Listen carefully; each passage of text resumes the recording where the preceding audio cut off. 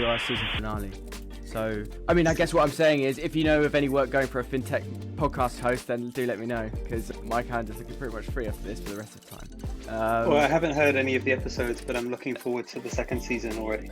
Yeah, well, great. Good answer. You're listening to FinTech Mix, the podcast for FinTech professionals, where we learn from talented people working in the industry. I'm your host, Nat Barker, and this, it pains me to say, is the last episode in the series. Joining me today for our blockbuster season finale is Luke Richardson, Director of Brand and Communications for Pleo. Luke, thanks very much for coming on the podcast. You, I believe, are the first internationally based guest we've had. Whereabouts are you speaking from? Thanks for having me on. So I'm actually calling in from Copenhagen, Denmark. Okay, and so how long have you been in Copenhagen? I've been out here almost 10 years now. So I'm from Essex, born and raised originally. I've moved out here some time back to study. I fell in love with the city and, the rest is history, I guess. Okay, all right, we'll come back to that, I think. But just to kick off, can you tell me a little bit about Pleo? Yeah, sure. So I'm the Director of Brand and Communications for a scaling Scandinavian company called Pleo. Effectively, we are offering smart payment cards for different size businesses, from your very early stage startups to your scaling businesses like our own. We're 280 people at present time of recording, operating in 6 different markets, and the UK being our biggest. We had a huge Series B raise in 2019, $56 million. And we're going from strength to strength coming out of COVID. So what we really try to communicate with everything around Pleo is that our mission, if you can call it that, is to be the go-to spending solution for forward-thinking teams everywhere. And what we really hope that we're doing through our technology and our approach with simplified UI and user experience is bringing businesses into the future, realizing that the future of work is actually today if you can unlock it. And that's all what we're striving for effectively. Am I right in saying that the thrust of what Pleo offers is a much simpler system for staff reimbursement?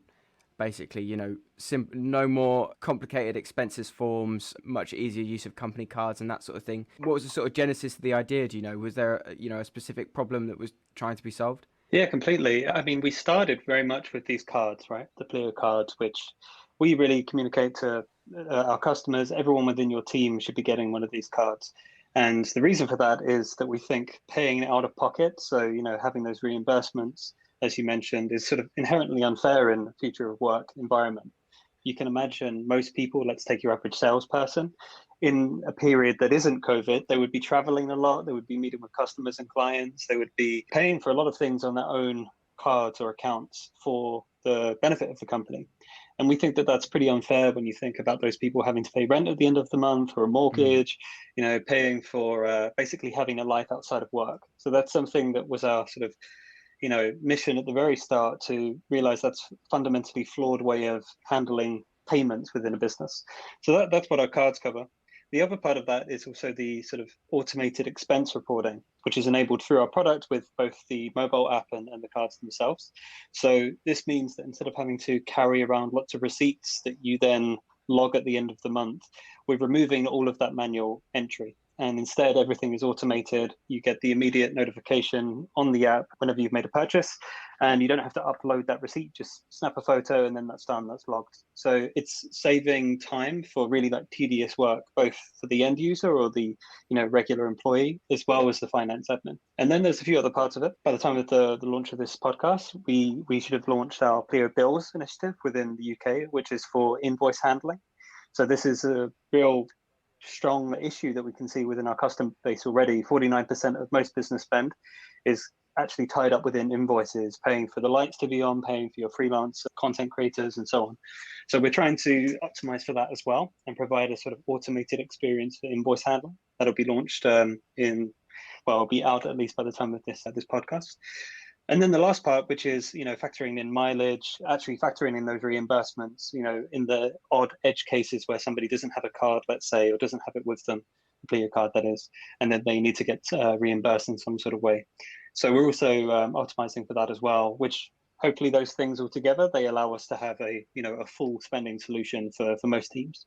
I mean, it sounds good to me, man. Like, I've spent way too many hours in the past fiddling around with receipts, trying to remember whether, a receipt for sort of like a £10 lunch that I got when I was working somewhere was, whether that was something I could claim or couldn't claim. It's a real headache for a lot of people whose jobs involve getting out and about, I guess. But it's also interesting, you mentioned there that beyond the benefit of, it's arguably like the right thing to do for companies not to kind of be expecting a reimbursement system for their employees. It's also something that, if you're an employer, it's in your interest to do this because it can save you time, it can save you admin, it can help out your finance team. Yeah, completely. I think, we're a very values-driven company. And I think our key vision really is to make everyone feel valued at work, whether you are that CFO, the intern, the sales manager, whoever. You've trusted them to the point of hiring them and to work within your business. Why wouldn't you trust them with the company money? So that's something that we really lean into. We're a really trust-based product versus overly controlling, which we think is sort of an outmoded way of working. But those aren't just fluffy words of a marketer. That we can genuinely see that within the product that we're creating as well, that it is optimizing the business. It's making them more efficient. We talk to our customers a lot through our Pleo Insights initiative, which is where we're surveying them about different parts of our product experience. 95% of those that we surveyed recently have indicated that it's introducing Pleo to their business has made the whole team much more productive and much more trust-based. So we can see that it's actually removing what is quite like a manual process and very old-fashioned way of working. So, it ticks all the boxes for us. It's something that is bringing you forward and is a really kind of cultural or value-driven aspect of a business, but it's also, making that business a lot more efficient process as well. Yeah, that's really interesting. And I think you touched on something there that I wanted to mention. I guess what holds a lot of employers back from wanting to give more employees a company card is, it comes down to trust, doesn't it? I guess basically, are you worried that they're going to go out and spank 500 quid on, bottles of champagne and say that, it was, entertaining a client or what have you? And, what's been the experience of your customers who have kind of, I guess to an extent, taken the leap of faith and decided they wanted to trust their staff and they wanted to entrust them with giving them a company card, more employees than they previously would have done? Has that trust been kind of responded to well? Has that been rewarded? Yeah, it's an interesting one. I think, the first case around those edge cases where maybe somebody has spent 500 quid on something they shouldn't, I think that happens with or without a Pleo product, right? That's just a case of having maybe inefficient or under-explained expense policies and how the business spends, Yeah. We're not necessarily changing the fact that businesses will be spending, because just by keeping the lights on, you're spending, but the way of spending is being changed through Pleo in a way that we think is a bit more, trust-based and democratic. But, that trust goes two ways. It's not just, those finance admins or those CFOs that want to show that they trust in their teams.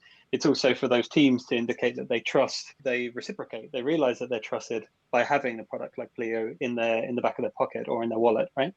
And, that's something that we've really tried to support in the COVID period as well. Nobody realized that we would be basically working from home, as at least I still am for the most part, for over a year.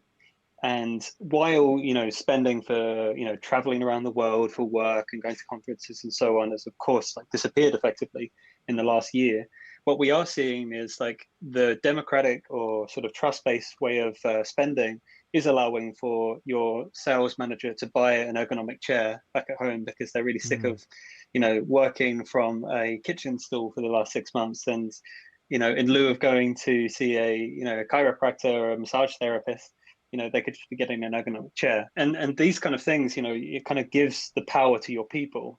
We do educate our finance admins and our sort of core admin users around ways of working and ways of spending.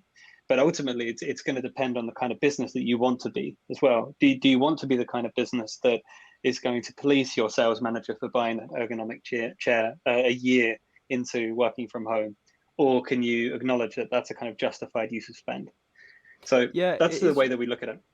Yeah, it's really interesting. I think it does seem to me that it touches on something which ties into the experience that a lot of us have had during the pandemic, where, a lot of people have started to work from home. Pretty much everyone with an office-based job has worked from home during the pandemic. And I think for a lot of those people, previously their employers maybe kind of didn't trust them to work from home. We want you in the office kind of, to keep an eye on you, partly, I guess, is part of the subtext. And I think what a lot of employers have found out is that actually people can work from home. And I know loads of companies have reported increased productivity with people working from home and now moving to a post-pandemic world. There's talk of much more flexible working with people choosing when they come into the office and work outside of the office. Hmm. And it seems like Pleo and the sort of things you're discussing fit into that narrative about like this kind of reset of the relationship between employee and employer to an extent. I don't know if you agree with that. Yeah, definitely. I mean, our product works with or without a global pandemic, right? But one thing, of course, we were, hit to some extent in terms of like spend and usage on the cards during the COVID period. But now coming out of that reality as it once was, realizing that, businesses have fundamentally changed in the last year. And I think everybody knows by now, the sort of quite common statistic around companies basically digitizing 30 years within a year due to COVID. The ability to be much more on or online, working asynchronously potentially in terms of your hours. Our product is sort of, it's not the singular factor that brings companies into the future or it's acknowledging the future of work is today, but it definitely helps as part of that journey. What sort of customers do you have? Is there a broad range of businesses that are using Pleo, or does it tend to be kind of particularly focused into one sector? It's actually super broad, and that's one of the things that I really enjoyed about joining the company a year and a half ago. What really inspired me, we've got everything from record labels to construction companies, accountancy firms to early stage startups, insurance companies, restaurants. You name it, we kind of have it effectively. And for me at least, every company spends. Some maybe more than others, but seeing as every company is spending, you may as well be using Pleo. And the fact that we integrate to accounting services like Xero and Sage and so on, QuickBooks, this enables this to be really seamless as well. So that's one of the cool things. One thing that we will be of course doing more and more of as we're scaling is broadening the sort of target buyer, and also kind of going up market. A big part of that is also looking at some of those really interesting companies that have basically scaled while using Pleo. They may have started as a really early stage startup of 5 people with a big idea, but now they are 100, 200 people in the organization. And it's really cool for some of these companies where we've actually been there as part of that ride as well and helped them scale. Yeah, cool. I just want to ask you a little bit about yourself, Luke, if that's okay. We've talked about Pleo a Mhm. fair bit. I mean, you mentioned that you joined a year and a half ago. Is that right? How did you get into the business? Where have you been before that in your career? Yeah, sure. So I joined in July 2019, so almost 2 years by the point that this is going to go live. And as I mentioned at the start, I've been living in Copenhagen for almost 10 years now, actually. So pretty close to getting my citizenship. Hopefully that comes through in June, which, is definitely required. Let's put it that way, given the state of the world, in particular my homeland at present. And before that, I was working at a couple of companies in a sort of similar space, but not directly within sort of financial services. So sort of computer hardware and software company called Airtame for a year and a bit. And then before that, where I guess I kind of sort of found my calling really was in a travel meta search company called Momondo, which was acquired by Kayak Holdings a few years back, or Booking Holdings rather. And it was there that I kind of started on this more like marketing led journey as a sort of content marketer and content producer, eventually then leading a team of, I think we were 12 at the end there, 12 in-house like kind of content producers, data journalists, video editors and so on, but then also a global contributor network of 250 people that were sort of reporting on the ground of like, different things to see in Madrid, Paris, different cities all over the world. And before that, I actually don't have, and this is something that I wouldn't say I wear the badge of honor necessarily, but I don't have a direct sort of marketing education. I'm actually in some ways like a failed film critic. That was sort of my calling, I thought, at least 9, 10 years ago. Before that, worked a little bit in broadcasting, studied at Goldsmiths College in London, and have tried like many different hats, and it seems like this one is sort of fitting me. And then, I never professed or dreamed of working in a sort of expense management company. And in a lot of ways, I kind of have to pinch myself sometimes when I think about that, right? Because it's certainly not something that, originally got me out of bed, really inspired to go to work. But when I learned about the system, and I was working in a company beforehand that was actually using Pleo, I realized that it's not just a product that we're selling, a B2B product, but it's actually like a new way of working, which Mm. was really inspiring to me. And realizing that there's this kind of emotional aspect as well in terms of who is accountable for spending, which bank account is this coming out of. That's something that I really hooked onto and decided to join. Yeah, that's really interesting. And so, you mentioned you worked in broadcast briefly, and I think am I right in saying you were a journalist for a little while as well at one point? Yeah, so when I was sort of, again, that sort of failing film critic, I guess, I was also dabbling with, more like broad kind of cultural journalism and so on. How does it compare working, in a fintech to, working in, well, I guess what you would call the media? I still love that world and I really engage with it. I would say that broadcasting is probably, firstly music, but then my second passion is broadcasting, not even just in terms of output, but like that world of creating something, productivity within broadcasting is something that I really enjoy. But then at the same time, being in a company like this, I feel like it's having, what I like about this is that we have built a team that is, internal first and foremost. We've got a really big internal effective creative agency within the company. So when it comes to video production, radio production, advertising, and so on, we're still incorporating a lot of that. The aspects of what I really enjoy within broadcasting, they just happen to be within this sort of holding company of a fintech. Pleo, is it a Danish company, Pleo? Is it founded in Denmark and based in Copenhagen? Yeah, pretty much. We say that we're pretty much like Danish by default in some ways because our headquarters is here, but we have a company of around 280 people. It's, 45 plus different nationalities, and we've got 5 different offices. So we've got quite a big office in London. We've got people in Berlin, Madrid, Stockholm. And, we have always been quite outward thinking when it comes to being a Danish quote unquote company. And the UK has always been our biggest market. So that's why I say that we've kind of been Danish by default in some ways.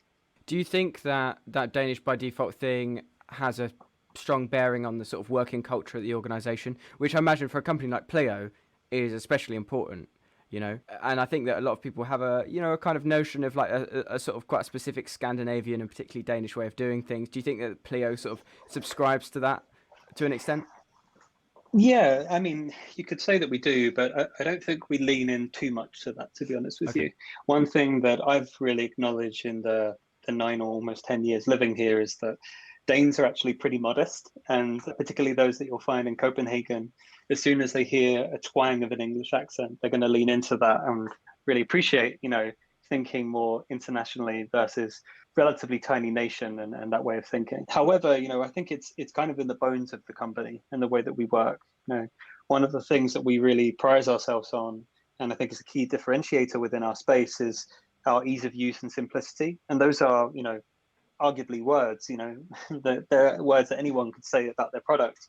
But it is singularly the biggest bit of feedback that we get in terms of our reviews, and something that we really take pride in. And we take pride in our beautifully simple design approach, our approach to a brand more generally, and also like the customer service aspects of that too. So that's one part, and it's definitely in the bones of the company. It's definitely in the way that we're working as an organization as well. Like if we're standing for the future of work, we kind of have to practice what we preach there. So whether it's like having a really strong work-life balance or, learning and development opportunities as well, these are things that we really take to heart and ultimately is what kind of steers the business as well. You mentioned the design aspects of Pleo, and you work in sort of the brand and communication side of the business, obviously. Now, I know you only joined relatively recently, but can you tell me about the name Pleo? Where does that come from?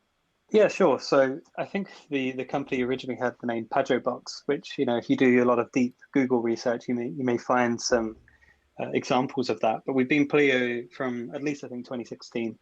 And the sort of etymology of that name is actually deriving from Latin meaning more or fill. And the way that we have then adapted that is to effectively mean that it's more than expected. And the reason Okay. why we kind of lean into that is the fact that, our product, which seems extremely simple on a, high level or a base level, when you actually interact with it and use it for yourself, you're realizing like the way it can actually transform your business as well in connection to being a much more trust-based team and having that autonomy. So that's where the name stems from. And how important do you think it is for a company like Pleo to get that marketing right, that brand, that communication side of the offer? How significant is that? Yeah, I mean, it's crucial to be really aligned on your communication strategy, whether that's globally or looking at the specific markets. So I work very closely with our marketing managers to find that local nuance that is really needed for the market. And that's beyond, which kind of accounting integration are they using there, but how does a product like Pleo actually land within that organization, or rather within that market? And one thing that we've really seen is, there's an assumption for one of our youngest markets, Spain, where we're not even selling just an expense management or spend solution for businesses. We're actually selling like a different way of working, like a whole different culture, which that company needs to get on board with. And for us, we think, as I mentioned before, it's a forward-thinking solution, but not every company is forward-thinking for right now. And that's perfectly okay. But we feel that over time, product like Pleo is going to be the go-to spend solution, or the sort of no-brainer within this space, because what we're aspiring for is that autonomous, trust-based way of working. And at least I hope that we're not retreating from that. We're not going to be going back towards a more control-based organization approach. So hopefully that's what's landing in the markets, and we can see that, companies across those 6 different markets are being very receptive to that. Can you talk me, what does it mean to be, director of brand and communications for a company like Pleo? Can you talk me through your average day? Is there anything you're focusing on at the moment in particular? Kind of what are your priorities? What are your responsibilities? Yeah, sure. No such thing as a typical day, or maybe even week at this point, right? Given the sort of the year that we've had, really. But what I really try to engage with is basically the different parts of our organization, both within marketing, but then broader than that, looking at what we call our kind of DTM, or go-to-market team, which marketing is part of, including also customer success, support, sales, revenue operations, and sort of go-to-market initiatives as well. So I work kind of across that group. I think that's around almost 150 people at this point, to make sure that we are strategically sound when it comes to our messaging and positioning, but then also on the tactics as well, supporting those marketing managers that we have for the different initiatives that we'll be running, whether it's sponsoring a podcast like this one, or attending a certain webinar series or events, hopefully more of those in the future. Then I also work very closely with our product marketing team. We have a very productive, let's say, product team, and we are shipping lots of different features and product experiences. And what we really support with there is taking some product or feature from release to launching. And that means, having sort of a go-to-market plan, making sure that a campaign is set up, different creatives being built, content marketing as well. That's all sort of sitting within my remit.